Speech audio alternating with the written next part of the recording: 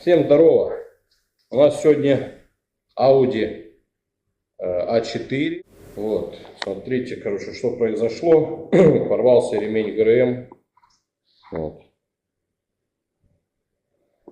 Вроде бы еще и не старый, даже, ну, короче, порвало его. Значит, этот ремень мы тоже будем менять, насоса маленький. Ну, такой он еще вроде ничего, но уже есть, видите, такие ниточки вылазят. Значит, смотрите, что происходит. Рвет ремень, как правило, ломает рокера. Вот наломала рокеров. Вот, значит, конечно, рокера желательно все либо пересмотреть, вот, потому что они не дешевые. Ну, очень надо внимательно смотреть, чтобы не было нигде ни трещины, ничего. Вот я даже, некоторые они целые, но вот я отбраковал, потому что у него ролик плохо крутится. Вот, немножко с закусываниями, так что это тоже такие вот под замену, вот их еще даже есть целые. Вот, ну и с распредвалом, они полые распредвалы, кстати, это мотор BDG, это уже один из последних двигателей, которые, ну, рокера уже, видите, такие с гидрокомпенсаторами и рокера без пяток, как на других там маркировках двигателей. Вот. И полые распредвалы. Вот. Ну, у них бывает вот что часто. Видите, лопаются шейки. Вот. Так что еще будем менять распредвал. Значит, что я еще хотел показать. Предварительно нужно еще проверить клапана. Может быть, подогнуло клапан. Но опять же, это либо подавать давление в цилиндры, слушать, куда шипит. Это как бы самый нормальный вариант, такой самый правильный. Но у меня нету этого прибора. Значит, я так, ну, у них, как правило, ломает рокера, но редко гнет клапана. Но бывает, смотря как ляжет рокер, где-то он, может быть, нагнулся, и, может быть, его лупануло сильнее, и может там клапан подогнуть, что будет целый, а именно шляпка, вот. Либо наоборот. Ну, шляпки я не проверю, я же говорю, потому что у меня нету этого, как его, вакуума, это не метр, а как-то, ну, короче, давление давать в цилиндры. Нет у меня этого прибора. Значит, я проверяю, хотя бы мне ножки проверить, клинит он или нет. Значит, смотрите, нужно взять что-нибудь такое, ну, я вот беру молоток потоньше, чтобы он проходил сюда. Вот. И если, например, понятно, там вы можете взять головку и давить на тарелку. Но может клапан рассухариться. Нужно давить именно на шток. Вот. Значит, опускаем поршень вниз и давим на шток. Вот. Видите, он легко нажимается, не подвисает, он даже стучит. Так вот. Вот. Нигде не зависает, не клинит. Вот сейчас, давай, может, вот это будет хорошо видно. Вот, видите? Вроде по плоскости и по звуку слышу, что он ляпает вроде как плотно. Вот. И так проверяем все. Но какие-то ж два поршня будут все равно вверху. Например, вот смотрите. Вот уже на этом цилиндре, по-моему, я смотрел уже. Да, вот видите, все, я его не могу нажать больше. Вот, чуть-чуть только. Значит, все равно у нас нету распредвалов. Проворачиваем немножко двигатель. Вот. Проворачиваем. Поршень когда уйдет, и тогда у нас получится его нажать. Видите, нормально, полностью до упора. Вот. И я так каждый проверяю. Где-то упираюсь. О. Видите, вроде легко, нигде не подвисает. Здесь пружины не мощные они. Так что, если он будет шток, например, подогнут, он может подвиснуть и так то ли медленно выходить, или где-то зависать. Но предварительно я еще промерил штангелем, да, вот так, по высоте, высоту клапана. Ну, вроде бы ничего я такого особенно не заметил. Вот даже до тарелочки, просто берете штангель до тарелочки, меряете, потому что если он будет подогнут, все равно он будет ниже. Вот. Ну, опять же, здесь такая шершавая поверхность, где-то какие-то микромиллиметры, ну, если он будет подогнут, то заметите. Вот. Ну, как бы нужно сделать так. Ну, самое лучшее, говорю, это дать давление. Тогда уже будем знать конкретно, будут они держать или нет, клапана. Вот. Ну, сейчас... Так, кстати, уже на этой машине уже рвало ремень. У нее было ДТП, прижало, и его не рвало, он перескочил. Вот. И один распредвал уже менялся. Вот этот. Видите, он уже полностью чугунный, вот, залит. Не полый распредвал, вот как те на правой голове. Видите, они родные стоят. Вот, они легкие, у них внутри пустота. Вот, и шейки у них напрессованы. Вот, кулачки. Вот. А на этих распредвалах они уже, и он такой тяжеленький. Вот, так что будем менять и второй распредвал, тоже такой же ставить. Вот. Потому что бэушных нормальных нету, они такие, то задранные, то еще что-то. Ну, будем ставить новый. Так что и за бэушный, понятно, там тоже цена, как за новый распредвал. Вот. Ну, сейчас покажу еще, как застопорить коленвал. Вот. Я думаю, видео там таких много есть. Вот. Ну, смотрите, например, я делал вот этот шток, я делал сам. Вот. Потому что это было очень давно. Набор не купить. Там же в наборе есть такой чупа-чупс, вот выставлять насос. Сейчас где-то он тоже есть. Вот. И вот такой палец для сопора коленвала. Значит, болт я взял, по-моему, с Audi 100, по-моему, 2.5 дизельной. Болт коленвала, шестерни коленвала. Вот отсюда. Вот, он как раз по резьбе все подходит. Здесь немножко обточил, а просто на наждаке. Просверлил дырочку по центру, нарезал резьбу. Вот, и взял болт, восьмерку. Вот, закрутил его туда на резьбовой гермет. Вот, и немножко шляпку обточил. Вот получилась вот такая вот штука у меня. Вот, и он у меня очень-очень давно уже. И я так и не покупал теперь этот комплект. Потому что нету смысла. Ну а назад пластинки закладные по распредвалам. Вот сюда залаживаются. Ну, потом покажу, как метки выставлять. Сейчас покажу еще чупа-чупс этот где-то. Вот, нашел я этот чупа-чупс. Это у меня просто есть еще ремкомплект с 1.9 насос форсунки. Ну там тоже Volkswagen. Это вот такой у них комплект, который стопорит шестерню. Ну вот, а чупа-чупсы у них во всех одинаковые. Вот он сюда подходит, вот видите. Вот. Можно сверло вставлять, можно болт какой-нибудь. Ну, что-нибудь, вот, чтобы подходит. По-моему, на 6 шестерка вот, плотненько заходит и все нормально. Вот. И пластинки, вот обычные, главное, ровные эти, лист металла. Я не помню, сколько здесь толщина. Ну, по-моему, здесь пластинка, она чуть потолще.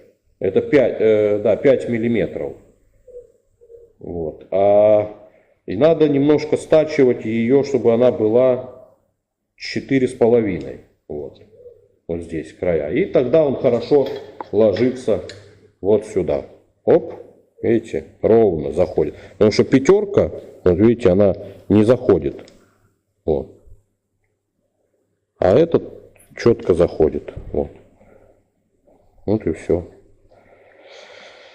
Так что вот два кусочка нужно вот таких металла, сделать болт. Вот. Ну и вместо этого можно взять просто болт шестерку. Вот даже попробовать. Вот видите. Вот. Ну есть немножко люфт. Но здесь вы не ошибетесь все равно на зуб, по-любому. Так что вот, можно просто болтом. Так что можно это все сделать без специального приспособления в домашних условиях. Вот. Ладно, сейчас подниму, покажу, куда засовывать вот этот. Вот. Ну, буду собирать. Я здесь еще натяжитель отстопорю. Вот. Ну, это у меня остаются там со старых ЧК. Их у меня много разных по толщине. Ну, опять же, что-нибудь туда пожестче какую-то проволочку, я не знаю, сверлышко. Главное потихоньку, аккуратно натягивать, медленно, медленно, медленно вот сюда, в это отверстие, вот шестигранник. И потихонечку, потихонечку, все, и застопорил. Можно тоже сверлышко какое-нибудь маленькое, там, либо еще что-нибудь. Если лицом к машине стоим, правая сторона, значит, по ходу машины левая сторона. Вон там вот есть пробка. Вон я засунул шестигранник. Пробка под шестигранничек. Видно, да? Значит, ровным просто удлинителем, например, да? Вот так. Вот. Неудобно, потому что она стоит под таким углом, видите, все, никак. Вот. Ключом каким-нибудь там рожком не залезть. Так я беру плавающий, вот такой шарнир, вот, видите, вот, ставлю сюда его, и все, у меня есть угол. И мне тогда нормально, вот, раз, его туда поставил. Вот. Ну и все, выкручиваем эту пробку. Вот, они обычно зажаты сильно. Это пробка, вот она, такая. И теперь в то отверстие нужно закрутить наш. Так, смотрите, сейчас я не знаю, будет на камеру видно или нет. Значит, как ее поймать? Если, короче, глаза сделать вот так. Так, ну, смотрите, так не получается. Камерой мы уже пробовали засовывать туда, там ничего не видно.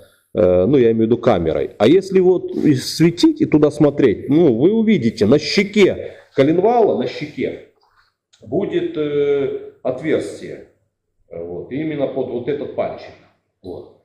Но для того, чтобы приблизить, ну, как бы там крутить сильно не пришлось, смотрите, на шестерне есть вот такой отлив, да, вот.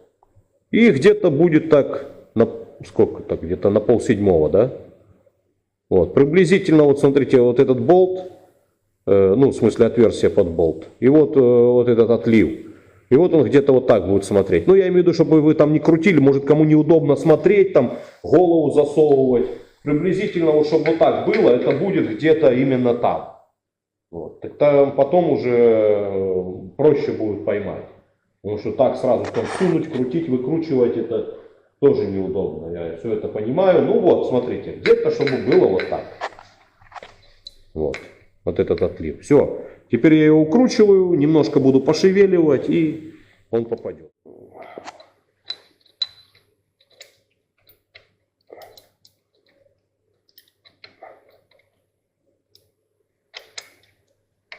Надо мне и прокрутить.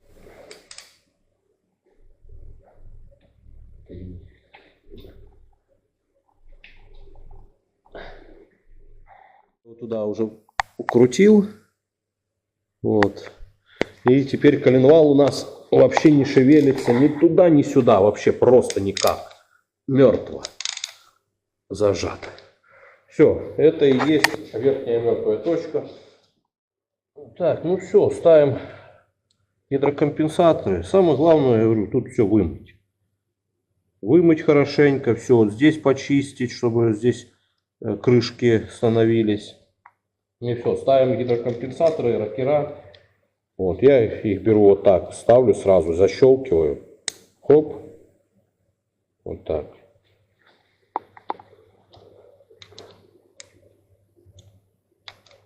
И вставляю, они легко вставляются. Вот, значит, что еще хотел? Там будем менять пару рокеров. Ой, не пару гидрокомпенсаторов. Смотрите, ударила рокера, пробила еще некоторые гидрокомпенсаторы. Вот смотрите, например, вот этот, да, который хороший, видите, я его не могу нажать. Вообще он плотно стоит. Вот.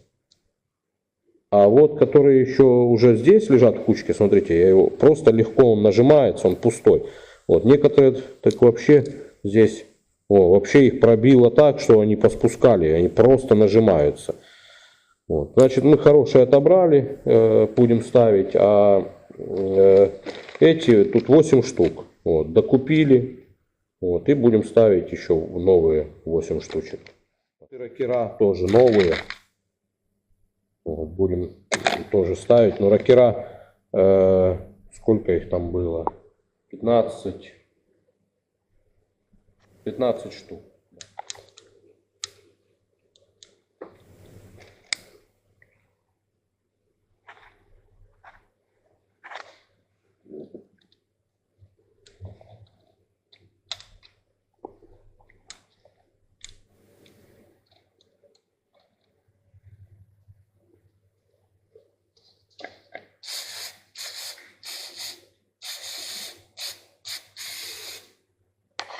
Так, мажем шейки.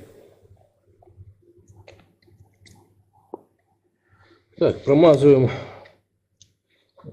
эти рокера и под шейки масло тоже. Обычное моторное масло. Вот. Еще важно, не потеряйте вот эти полумесяцы. Вот. Ну и желательно их не переставляйте местами, хотя, ну, вообще как бы это не сильно так уже принципиально, но лучше делать так. Теперь берем распредвал, вот, под сальник сразу я одеваю, и в него сразу смазки, вот вовнутрь, вот сюда, сразу промазываем смазкой какой-нибудь, вот, и ставим его. Вот здесь получается провод форсунки, его немножко приподнимаем, вот, и ставим. И смотрите, желательно теперь сразу ставим вот прорезь, чтобы вниз было больше, вверх меньше. Ну, как бы приблизительно сразу ложим его.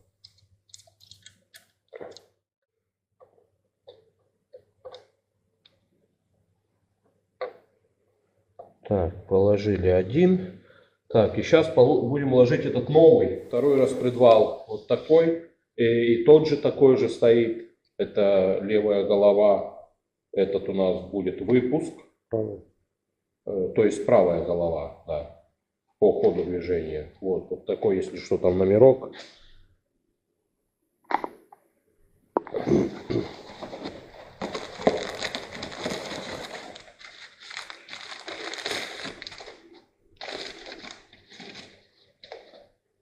Он такой вроде даже в смазке. Мыть я его не буду. А его сразу же ложим вот здесь, это прорезь спереди. Это будет, все будет параллельно по срезу головы. Вот. Тоже так приблизительно ложим и смотрим потом.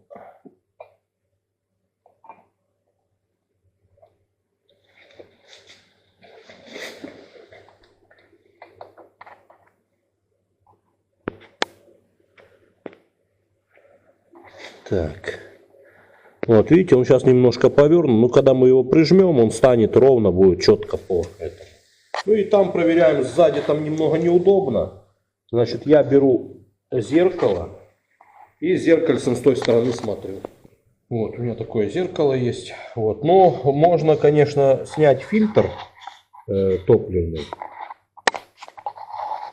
Вот, ну, я думаю, видно, да? Можно снять топливный фильтр, конечно, будет немножко удобнее. Ну, я и так умею, привык. Все. Так, ну все, теперь эти ставим крышки распредвалов. Вот, тоже немножко их смазываем.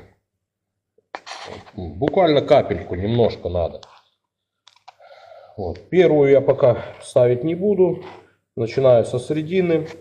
И очень важно, они поднумерованы, да, и когда снимали, смотрите, ну, как правило, во всех, сколько я разбирал, например, верхний распредвал, циферки будут сверху, вот, они будут сверху, а нижний распредвал, сейчас покажу, они будут снизу, цифры, вот, видите, и они идут в шахматном порядке, считаются там вот так, 1, 2, 3, 4, вот так они идут. Ну, это вот у нас 5, и вот это вот будет 6. Вот. Эти цифры будут вверху, эти цифры будут внизу. Получается вниз вот так. Но это тоже как бы важно.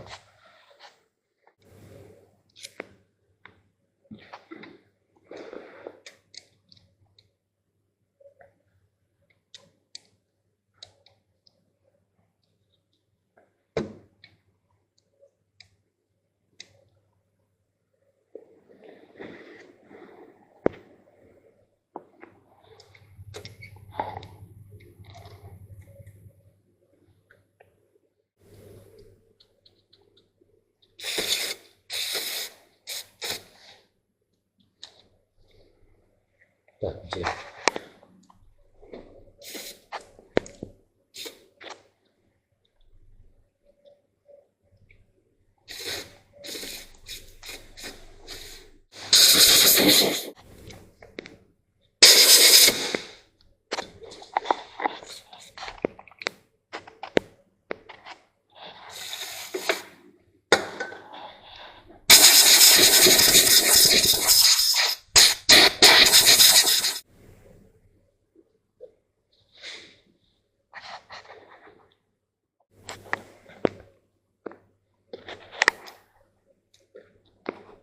Так, смотрите, выравниваем сальник. Вот сейчас я болт выкручу, покажу. Я не ставлю никогда его до упора. До самого упора туда можно ставить до упора, но не нужно. Вот, здесь есть такая проточка. Сейчас я покажу. Вот видите, такой срезик, такая проточечка с краю. Вот нужно сделать, чтобы он стоял четко по ней. Потому что за сальником собирается тоже масло, и оно потом стекает сюда. Вот, так что я его приблизительно вот сейчас так выставляю. Вот, давлю в эти уголки. Вот так. И он здесь вот будет тоже ровно. Вот. Все. Потом обезжириваем поверхности. Обязательно чисто. Чтобы были чистые шпильки. Тоже. И внутри тоже в дырочках чисто было. Вот. Потом сальник. Я никогда ни сальники, ни пробки не ставлю на гермет. Не знаю почему, но я не ставлю, и завод не ставит, и я не ставлю. Вот. Самое главное, чтобы было все чисто обезжирено. Вот. Потом многие люди мажут просто обычным герметом. Вот эти вот две канавки, ямочки, да, это ну, для гермета. Вот. Значит, что получается? Когда мы мажем герметом, простым герметом, он у нас все равно вылазит по сторонам, так? И вот здесь все равно эта шейка, она трется, понимаете? И он попадет сюда. Потом есть вон канал масляный, который его тоже забьет. Понимаете, вы не сможете настолько четко намазать, чтобы он не вылез. Все равно он в любом случае вылезет. И он попадет туда в масляный канал. Вот, в итоге здесь задиры будут, все подерет, потому что не будет смазки. Я мажу вот таким, аэробный, как он там, ну, их там разные виды, ну, его номерок есть, я когда-то там уже показывал. Вот, это Элринг, значит, вот я мажу им. Вот. Но все равно, смотрите, я перед установкой надо сделать так, чтобы была вот хотя бы просто одна капелька, чтобы она не растеклась. Вот этого вот достаточно, вот этого вот. Когда мы будем зажимать, масло разойдется, это масло, а то подумайте, что герметик. Вот. Потом беру гермет, вот он так вот открывается, вот немножко его подняли, прокрутили, носик выдвинулся, все. И мажу вот так. Вот он гофрированная такая штука. Вот, немножко надавливаешь на него, и он такой, как водичка, он жидкий. Вот. Но я мажу везде. Дело в том, что этот гермет, когда он в зажатом состоянии, он застывает. Но когда он не зажат, он остается таким же жидким. И его смывает маслом, и получается у нас туда не попадает. И он не вреден для, ну, когда он с маслом смешивается, вообще он не вреден. Вот, так что я промазываю везде. И сколько я уже так делаю, сколько лет. Вот, во-первых, это ну, мало того, что красиво, это понятно, что может это никому не надо. Нужно было эффективно, чтобы, получается, не текло. Но не течет 100%. Никогда не потекло вот именно по нем. Вот. Плюс я же говорю того, что смывает масло. Маслом его смывает, он не попадет в канал, он не забьет ничего. Вот. И еще что. У каждого гермета есть, если там почитать, у них есть стадия такая, ну, зажатия по плоскостям.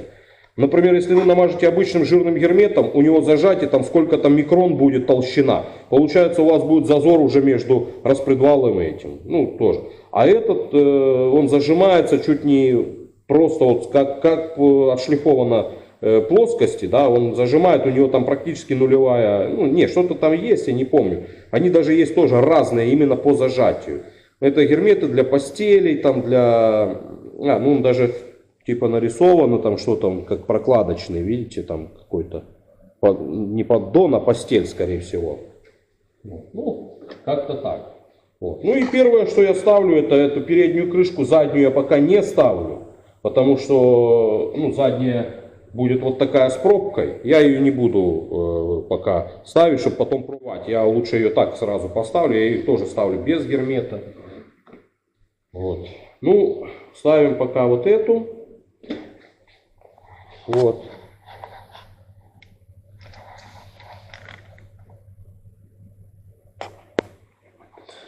Еще что здесь немаловажно, это вот такие алюминиевые шайбочки.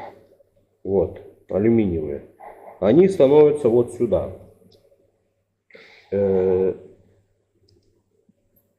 Под них бывает тоже, если что, попадает, и они тогда мхом покрываются таким, ну, маслом.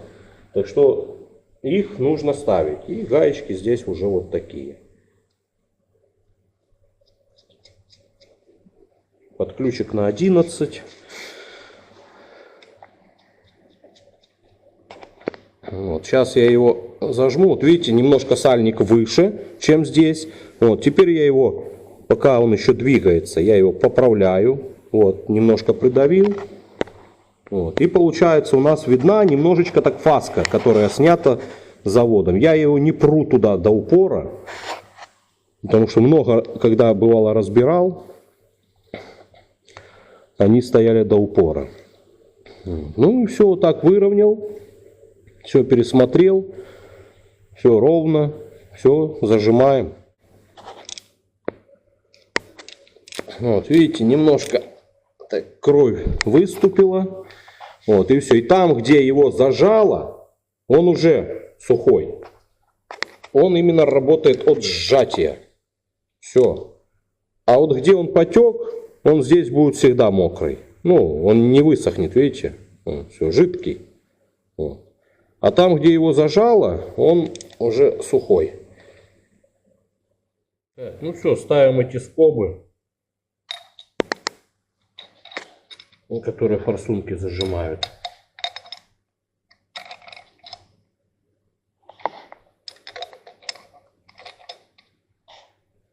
Ну и гаечки. Так, вот, смотрите, вот по вот этим резинкам, да, у них все время течет масло. Ну, видите, крышка довольно-таки сухая. Вот. Они отдельно же не меняются, я же говорю, там, я же видел это видео, там, с КамАЗа, по-моему, какие-то резинки откуда-то.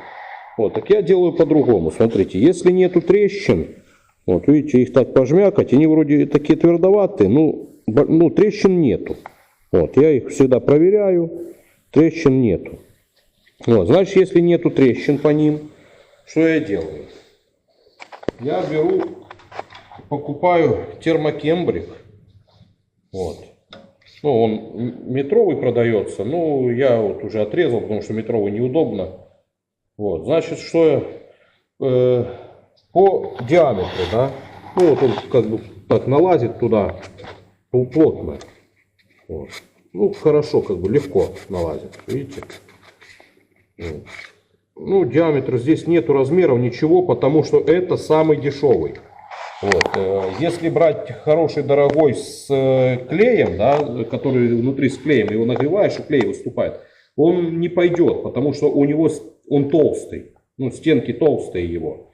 И получается потом эти сальники их вообще раздуют. А это очень тоненький, он, ну размер его, хрен его знает. Это померить по форсунке и просто взять его больше. Вот. Например, сколько форсунка? Так, 15, 16, 17 там и 2 форсунка. Нет, 17. Вот. Ну, а его-то я так точно не померяю. Вот. Ну, пускай он даже будет 20. Ну, скорее всего, он будет там 19. Ну, наверное, я не знаю. Как его правильно померить? Это если, может, вот как-то так, и потом вот так неправильно будет, потому что это поделить надо.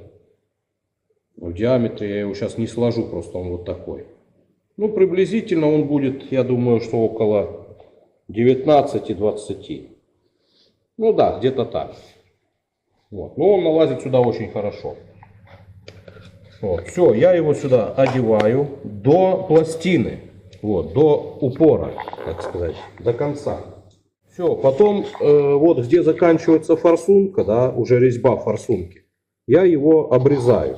Вот так. Раз, обрезал, чтобы еще вот такой хвост оставался. Вот. И так делаю каждый.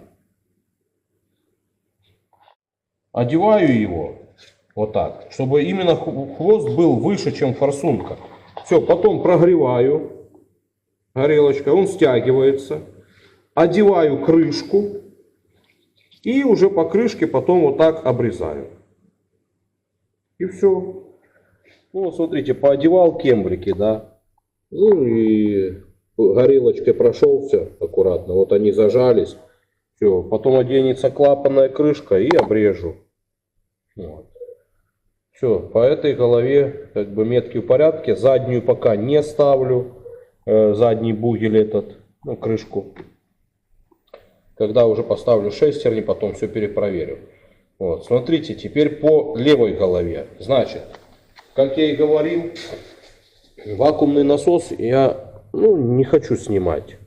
Вот, значит, мы его не сможем поставить, когда стоит вакуумный насос. Ну, по идее, да, как бы по-хорошему.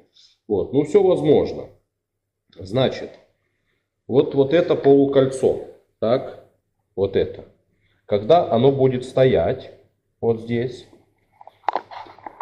вот видите, я не смогу поставить распредвал, потому что мешает вот этот носик этого вакуумного насоса. Значит, что я делаю? Я его достаю, вот его пальцем раз, оно повернулось, вот, и все, я его достаю. Достаю и пока отлаживаю в сторону.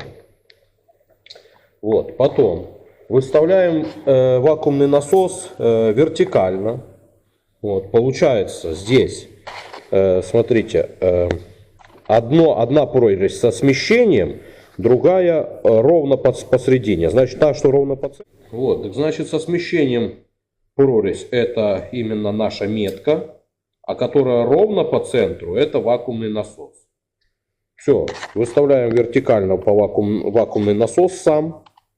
И эту прорезь ровную, естественно, мы вот так вставляем. Получается, нам нужно попасть и в носик, потому что здесь резиновое колечко.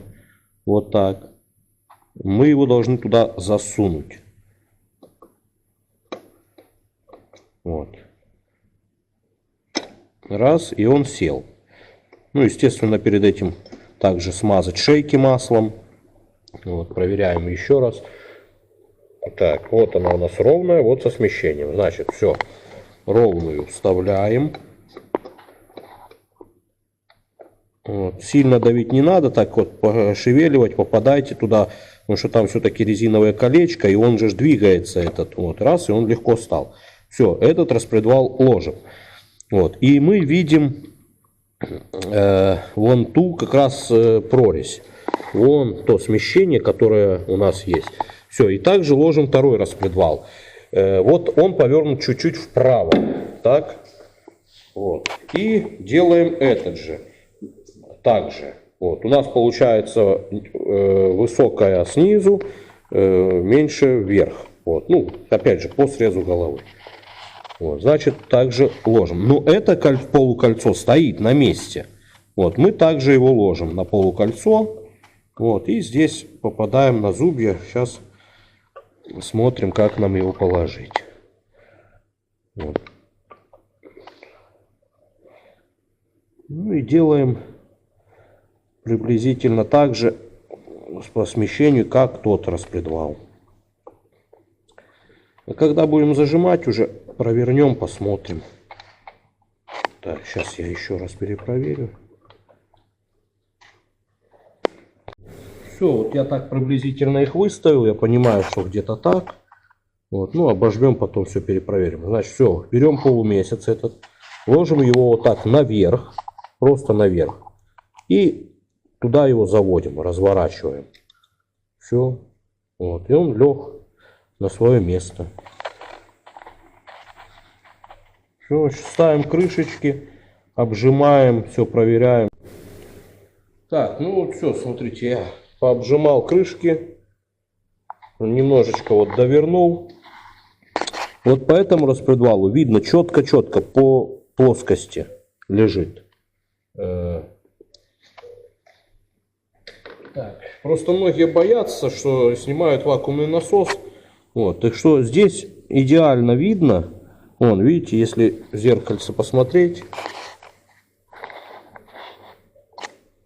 Так, сейчас как это. Ну, будет плохо видно, да, вот зеркальце.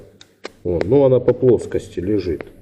Вот, но мы видим вот эту сторону. Вот, видите, вот здесь. Она четко по плоскости.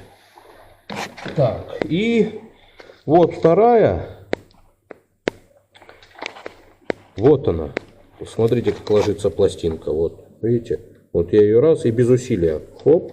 И все. И она вот лежит. И даже я ее могу немного двигать. Прям идеально ровно. Потому что если это будет лежать неровно, то, естественно, будет и та неровно лежать. Так что можно ориентироваться по одной, потому что, ну, все-таки зуб. Один зубик разница, это все, это там угол сразу, ого-го, меняется там. Так что, вот. Ну, вот пока я задние крышки, я же говорю, ставить не буду. Потому что мне будет удобно потом перепроверить. Вот. А вот уже переднюю можно поставить. Сальник поставлю. Вот. Теперь. Сейчас помажу здесь маслом. Сальник уже смазан. Он внутри. Все, ставлю сальник. Закрываю эту крышку. Ну, мажу опять герметом. Ну, как на той стороне все. И все. Дальше буду собирать. Теперь я накинул уже все. Вот. Ну, я собрал полностью уже все ремни поставил. И ГРМ поставил. Вот. Единственный такой нюансик, что когда ставить ремень, да, вы его не накинете. Просто вот его поставили, потом шестерню сразу одеваем на ремень и шестерню на вал. Вот. Он легко становится. Видите, они у меня не прикручены. Вот. Все раскручено, все болты. Вот. Еще такой момент. Вот эту крышку, да, пластиковую, вон там болты те, ее сразу я прикрутил. Вот. А вот эту нужно поставить шестерню так, чтобы она попадала именно в эти прорези. Я ее не прикручивал, видите, она не прикручена. Потому что когда будете ставить клапанную крышку, вот здесь плохо ставить, когда она вот сюда. Когда она будет прижата, раз, и вот сюда ее, ну, плоховато. Можно поставить, я ставил, но лучше я делаю так, тогда оно аккуратно, ровно становится. Вот. Дальше что? Я их чисто накинул. У меня застопорен коленвал, у меня застопорены распредвалы. Я все проверил. Вот, видите, мои пластинки лежат. Вот. Эти крышку я эту уже поставил. И вакуумный насос, ну, крышечку вот эту, все, я прикрутил. Трубку тоже я поставил уже. Вот. Потому что там-то я уверен, что там правильно стоит, а он же никуда не денется за счет шестеренок. Вот. Теперь я буду ориентироваться чисто по вот этому валу. Вот, все, у меня лежит, вот пластинка ложится туда, вот, идеально. Вот, это легла. И вот это. Вот она. Видите, тоже ложится. Вот, все, лежат. Но при этом у нас шестерни расслаблены. Видите, они болтаются, вот, и их так чуть-чуть, немножко. Вот, еще такие, как нюансы есть. Обезжиривайте вал, конус вала. Я так обезжириваю очистителем, внутри шестерни, вал обезжириваю. Вот, и потом под шайбочку сюда, да, под болт. Вот, видите, оно у меня смазано. Вот, когда буду закручивать, здесь смазка. Чуть-чуть ложу смазки. Но самое главное, чтобы вал был обезжирен, чтобы он не мокрый был там. Ничего, все, они у нас отпущены. Все застопорено. Вот. Но натяжитель у меня тоже застопорен. Видите, чека стоит. Вот. Я там когда-то давно еще смотрел видео, что якобы надо все это дело собирать не вот так, как я делаю, да? Выдергивать чеку, потом какими-то там градусами еще дотягивать натяжитель, ну не знаю, ну для чего-то же сделано, вот выемка эта, понимаете, для чеки этой, вот. Потому что довернуть потом, да, можно через эту пробку. Ну, возможно, это и так, но я думаю, что он натягивает отлично. Так что не знаю, кто там, может, кто что конкретнее знает, может, напишите. Просто тоже интересно. Когда-то давно я такое видео смотрел. Все. Вот это у нас все расслаблено. Там все застопорено.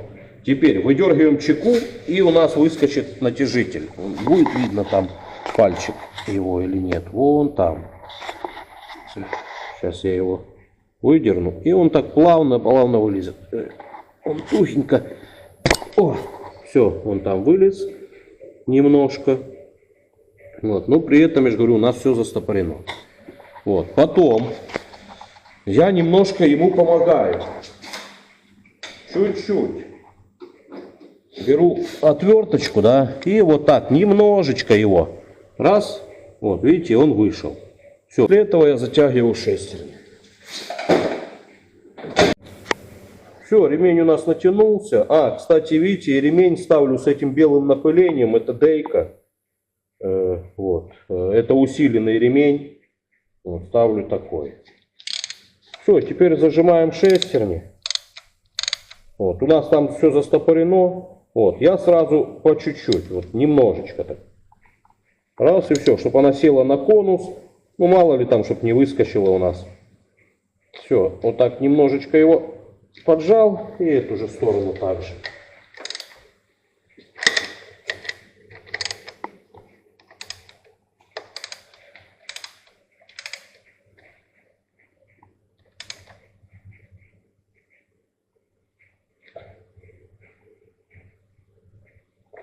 Я, правда, не помню, сколько зажимать эти болты.